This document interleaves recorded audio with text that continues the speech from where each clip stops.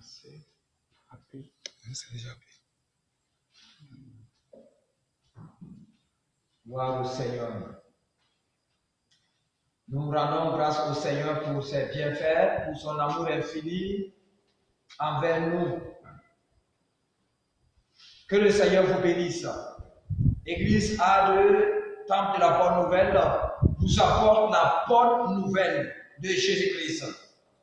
Aujourd'hui, la bonne nouvelle pour ceux qui sont dans les épreuves. Nous avons une bonne nouvelle pour ceux-là qui traversent des moments difficiles. Nous avons cette bonne nouvelle-là pour te donner ce matin. Que la paix du Seigneur soit avec vous au nom de Jésus-Christ.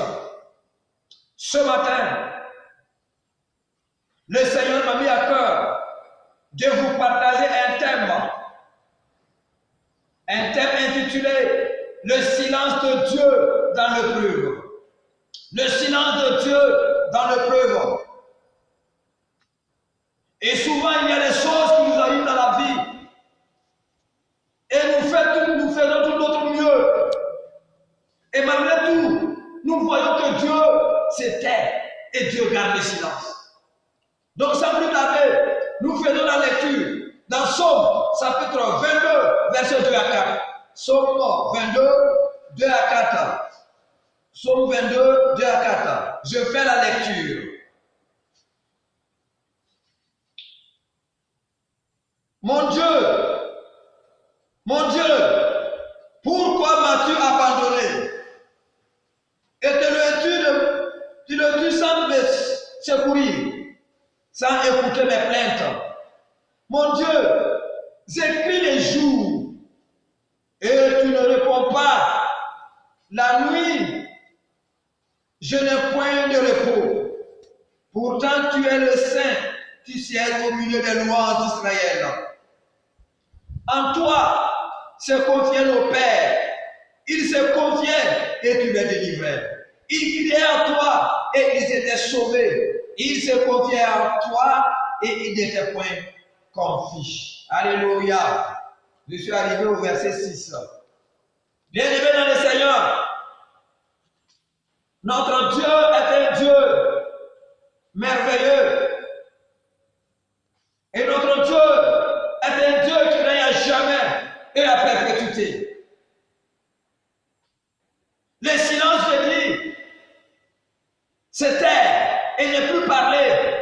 Le silence, je dis, se calmer et ne plus faire de bruit. Et quand nous disons la parole de Dieu,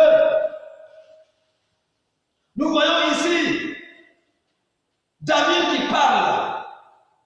Et David, dans ses langages, montre que Dieu l'a abandonné. Pourtant, nous avons un Dieu qui lui parle.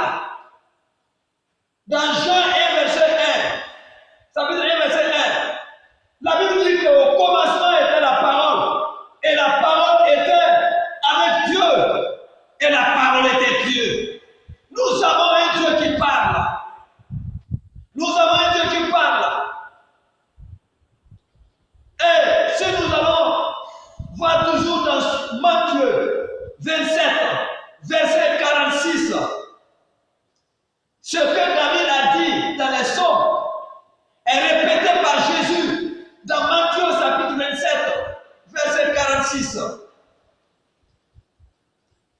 Et vers la 9e heure, Jésus s'écria d'une voix forte, Élie, Élie, lama sabachthani, c'est-à-dire, mon Dieu, pourquoi m'as-tu abandonné? Alléluia, alléluia, pourquoi m'as-tu abandonné? Devant nommer nos questions, Dieu garde le silence. Devant nommer nos questions, Dieu garde le silence. Et c'est comme Dieu ne nous écoute pas. Et c'est comme Dieu ne nous entend pas. Pourquoi la maladie? Pourquoi la souffrance? Pourquoi tant d'enfants meurent? Pourquoi la misère? Pourquoi la pauvreté? Pourquoi Dieu ne m'exauce pas quand je prie? David aussi a posé cette question Seigneur, pourquoi m'as-tu abandonné?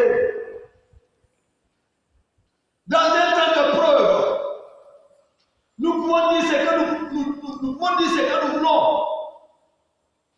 Mais dans un temps de preuve, le Seigneur voudrait ce matin relever quelque chose qui va changer ta vie.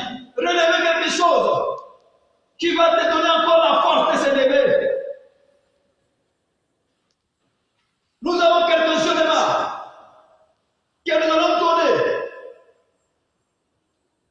qui va beaucoup nous aider si nous sommes éprouvés. Alléluia. Pourquoi Dieu garde le silence? Pourquoi Dieu garde le silence? Dieu garde le silence. Écoutez bien. Premièrement, Dieu garde le silence parce qu'il veut nous enseigner. Il veut nous enseigner. Dieu veut nous enseigner. Dieu veut nous enseigner quoi? Dieu veut nous enseigner la patience. Dieu veut nous enseigner la patience. Quand nous lisons la parole de Dieu, Dieu nous amène dans l'île de Jacques, chapitre 5, verset 10, à être patient comme Job qui s'est patienté. Ce n'était pas facile pour Job. Ce n'était pas facile. Tout le monde l'avait abandonné. Jusqu'à ce que sa femme lui dit d'aller mourir Dieu et mourir. Ce n'était pas facile. En temps de preuve, en temps de souffrance. Pourquoi Dieu permet ces choses? Bien, Seigneur, Dieu veut t'enseigner la patience. Dans la parole de Dieu, dans 1 Samuel, chapitre 13, verset 12, que je vais demander à un frère de lire. 1 Samuel 13, 12. Qu'est-ce qu'il est écrit là-bas? Je me suis dit, les Philistins vont descendre contre moi à Gilgal. Les Philistins vont descendre contre moi à Gilgal. Et je n'ai pas imploré l'Éternel. Et je n'ai pas imploré l'Éternel. C'est alors que je me suis fait violence. C'est alors que je me suis fait violence. Et que j'ai offert l'Holocauste. Et que j'ai offert l'Holocauste. Alléluia. Voici le roi Saül. Saül qui pensait que être roi lui permettait de faire beaucoup de choses. Être roi lui permettait, voilà, de faire tout. Il avait reçu des instructions venant du prophète Samuel. Et par la peur, il n'a pas été patient. Et à la dernière minute, il ne pouvait plus attendre Samuel. Il dit que Samuel tue. Depuis longtemps, Samuel ne vient pas. Nous ne pouvons plus compter sur ce Samuel-là. Depuis longtemps, il est parti. Alléluia. Et très rapidement, il s'est levé. Et il a commencé à faire les sacrifices. Ce qu'il ne devait pas faire. Il n'est pas sacrificateur. Il devait patienter. Alléluia. Et voilà quand Samuel est venu. Samuel dit, tu as désobéi l'Éternel. Alléluia. Tu as désobéi l'Éternel. Parce que tu as offert cela. Tu as fait le sacrifice. Ton impatience t'a mené à faire des choses.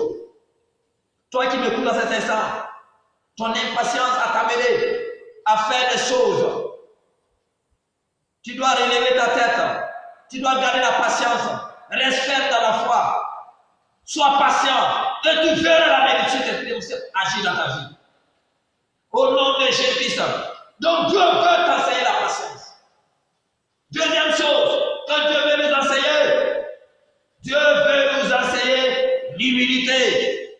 Sois humble. Restons humbles devant le Seigneur.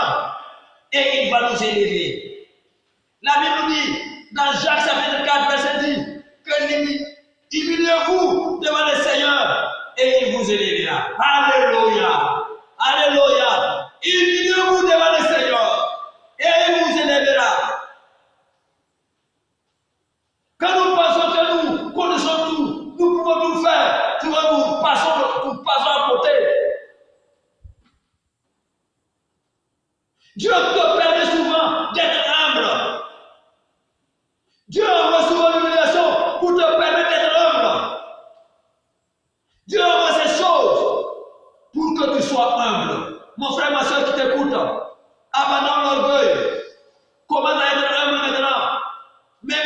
Dieu, même dans tes prières. Alléluia. Sois humble et Dieu va t'élever. Dans le nom de Christ Jésus. Troisièmement, Dieu veut nous enseigner l'obéissance. L'obéissance. Dieu veut nous enseigner à obéir Dieu. À l'obéir à tout temps et en tout lieu. Voilà pourquoi il permet certaines épreuves. Et souvent, les épreuves, il envoie. Lisons dans Genèse 22. Genèse 22, verset 1 à 2. Après ces choses, Dieu mit Abraham à l'épreuve. Dieu mit Abraham à l'épreuve. Et lui dit, Abraham. Et il répondit, et voici. Présent. Dieu dit, prends ton fils, ton unique, celui que tu aimes, Isaac. Va au pays de Moria.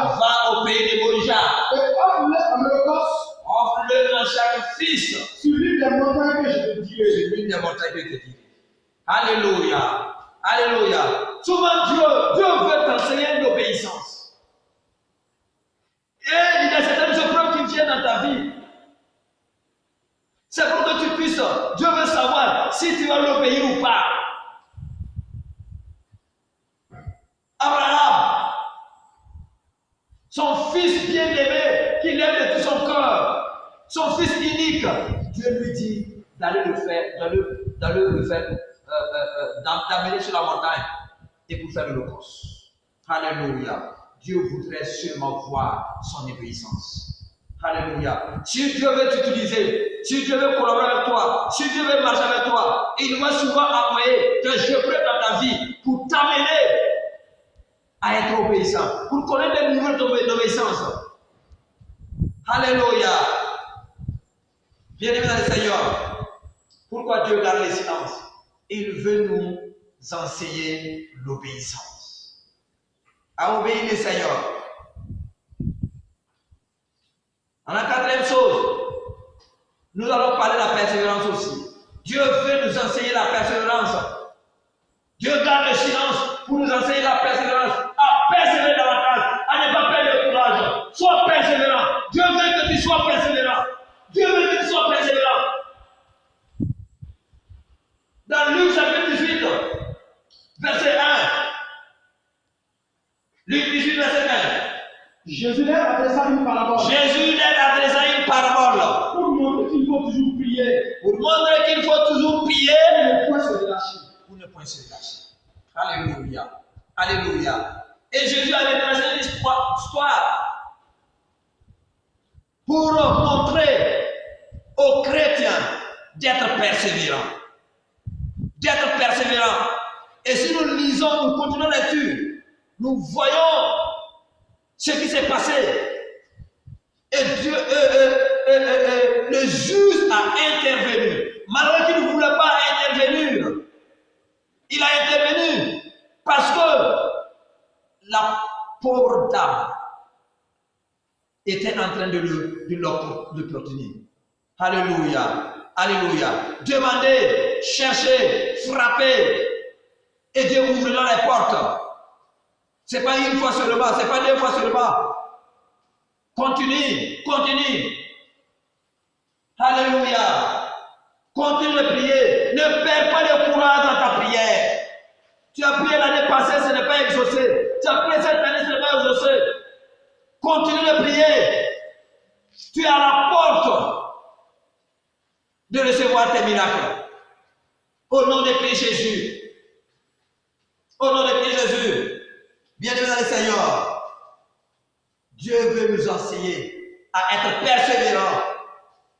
Dieu veut aussi glorifier son nom dans notre vie. C'est le cinquième point. Dieu veut glorifier son nom dans notre vie et nous élever. Si Dieu veut nous élever. Il y a des choses qui arrivent dans notre vie pour que Dieu nous élève. Alléluia. Nous allons rapidement parler de Daniel. Dans Daniel chapitre 3, verset 26. Qu'est-ce qu'il a dit là-bas? Daniel 3, 26.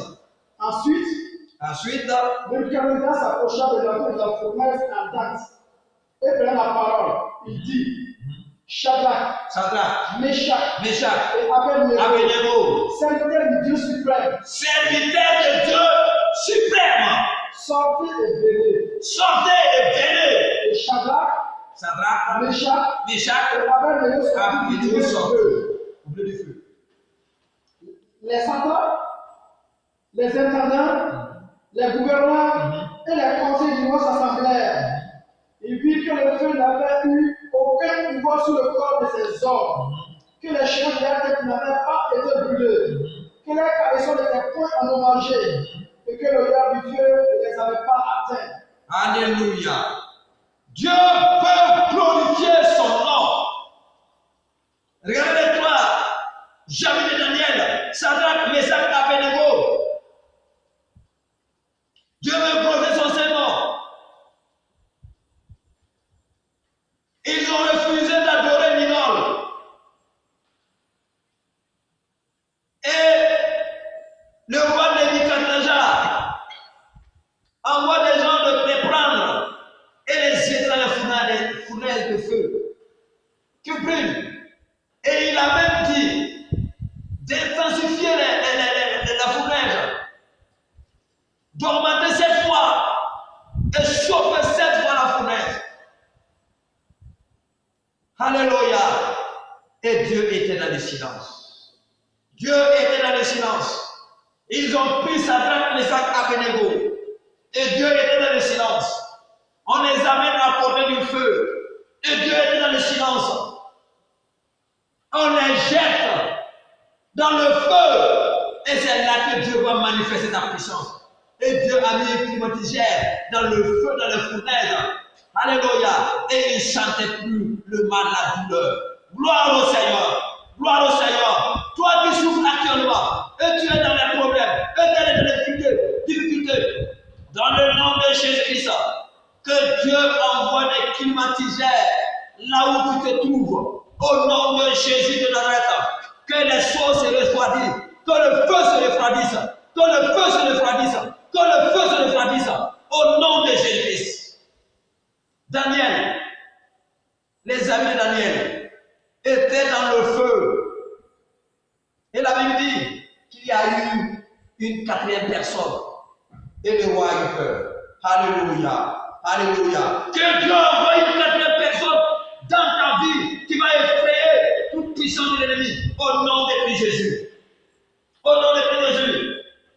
Une quatrième personne, et le roi dit, le visage d'une quatrième personne, sa démarche ressemble à un fils de Dieu, des dieux. Alléluia. Alléluia. Aujourd'hui, toi qui m'écoutes aujourd'hui, que Dieu étende sa main de gloire dans ta vie. Toi qui travailles des moments difficiles, que Dieu étende sa main de gloire dans ta vie. Au nom de Christ Jésus, Dieu a glorifié son nom. Et Nebuchadnezzar a reconnu la supériorité de Dieu. Il a reconnu que Dieu est suprême. Continue la lecture. Nebuchadnezzar prit la parole et dit, Nebuchadnezzar prit la parole et dit, béni soit le Dieu de Shadrach, béni soit le Dieu de Sadrach. Alléluia. Alléluia. Béni soit le Dieu de Sadrach. C'est la bouche de Nebuchadnezzar même qui est en train de parler ainsi. Il est en train de glorifier le nom de Dieu. Il est en train d'exalter le nom de Jésus. Aujourd'hui, dans le nom puissant de Jésus-Christ, tes ennemis vont adorer ton Dieu. Tes ennemis vont adorer ton Dieu. Ceux-là qui te font souffrir vont adorer ton Dieu. Ceux-là qui ne connaissent pas ton importance vont adorer ton Dieu. Au nom de Jésus de Nazareth. le cas envoie son ange Alléluia. et délivrer ses serviteurs qui Alléluia. ont eu confiance en lui Alléluia. et qui ont violé l'ordre du roi et livré leur corps plutôt que de servir et d'adorer aucun autre Dieu que leur Dieu. Alléluia. Le roi dit qu'il ne veut plus voir quelqu'un qui va adorer un autre Dieu. Si ce n'est pas le Dieu de Meshach, de Sadrach et d'Abednego. Alléluia. Alléluia. Alléluia. Alléluia. Que cela aussi se produit dans ta vie. Dans le nom de Christ Jésus. Quand les ancêtres voient les siècles dans ta vie, ils verront la réussite dans ta vie. dans le nom de Christ Jésus. Et si Dieu te faire voir ces épreuves-là devant toi, c'est que Dieu veut t'enseigner quelque chose. Il veut glorifier son nom. Il veut glorifier son nom. Reste ferme dans la foi. Reste ferme dans la foi. Dans le nom de Christ Jésus. Pourquoi Dieu garde le silence? Notre attitude, si Dieu garde le silence. Pour terminer, notre attitude. Frères et sœurs, restons fermes dans la foi. Restons fermes dans la foi. Reposons sur ses promesses. Dieu est fidèle à sa parole. Restons fermes et attendons Dieu. Le Seigneur ne nous a pas oubliés. Il est en train de préparer quelque chose pour glorifier son nom. Alléluia. Il est en train de préparer quelque chose. Et le Seigneur saura vous récompenser dans votre persévérance, dans votre obéissance, dans votre humilité, dans votre patience, dans le nom de Christ Jésus. Bien-aimé dans le Seigneur, je prie que le Dieu Tout-Puissant t'accompagne dans toutes choses. Toi qui te poses des questions depuis longtemps, pourquoi? Aujourd'hui, le Seigneur Dieu te donne quelque seulement, pourquoi Dieu garde le silence. Et je vais dire, pour terminer, que le silence de Dieu n'est pas l'absence de Dieu. Le silence de Dieu ne veut pas dire que Dieu n'est pas avec toi. Dieu est avec toi, il marche avec toi, mais il garde le silence pour nous enseigner la patience, il garde le silence pour nous enseigner l'humilité, il garde le silence pour nous enseigner la persévérance, il garde le silence pour glorifier son nom et nous élever. Il garde le silence pour que nous puissions avoir une foi ferme. Que le Seigneur vous bénisse et qu'il vous fortifie davantage dans le nom puissant de Jésus. Amen. Amen.